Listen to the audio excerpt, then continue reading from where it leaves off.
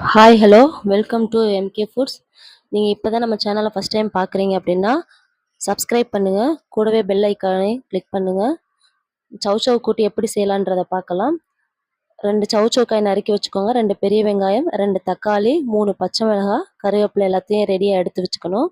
ஊற வச்ச பாசிப்பருப்பு, திருவிய தேங்காய் சிறிது, 1 ஸ்பூன் மஞ்சள் தூள், 1 ஸ்பூன் சீரகம்.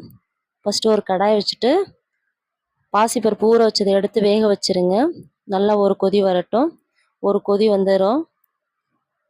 அதோடு சேர்த்து வெட்டி வச்ச சௌசௌ காயை எடுத்து அதையும் அதோடு சேர்த்து வேக வச்சுருங்க. அது வேகிற அளவுக்கு ஒரு செம்பு தண்ணி நீங்கள் ஊற்றி வேக வைக்கலாம். ஏன்னா அதிலே தண்ணி இருக்கிறதுனால கொஞ்சமாக ஊற்றினாலே போதுமானது. ஒரு 5 நிமிஷம் ஆனாலே வெந்துடும். எடுத்து நீங்கள் ப்ரெஸ் பண்ணி பார்த்தீங்கனாலே தெரியும். பாருங்கள், ஓரளவு நல்லா வெந்துருச்சு.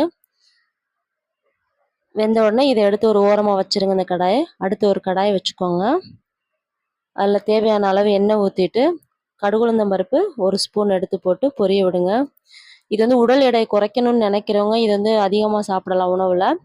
கடுகுளுந்தம் பருப்பு இதோ பொரிஞ்சிருச்சு. சீரகம் 1 ஸ்பூன் எடுத்து போட்டுக்கோங்க. அப்புறம் ஒரு கொத்து கருவேப்பிலை எடுத்தும் போட்டுக்கோங்க. பச்சை மிளகாய் எடுத்து போட்டுக்கோங்க. ஹார்ட் இஷ்யூ இருக்கிறவங்களும் இந்த சௌசௌ கூட்டை நீங்கள் எடுத்து சாப்பாட்டில் அதிகமாக சாப்பிட்டீங்கன்னா ஹார்ட் இஷ்யூஸ்லாம் குறைஞ்சிரும். நறுக்கி வச்ச வெங்காயம் போட்டுக்கோங்க.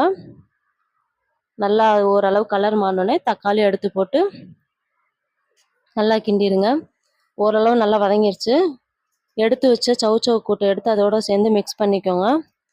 மிக்ஸ் ஆயிடுச்சு. அதோட 1 ஸ்பூன் மஞ்சள் தூள் போட்டு எல்லாத்தையும் அதையும் மிக்ஸ் பண்ணிடுங்க. உப்பு போட்டு ஒரு 5 நிமிஷம் மூடி வச்சாலே ரெடி ஆயிரும்.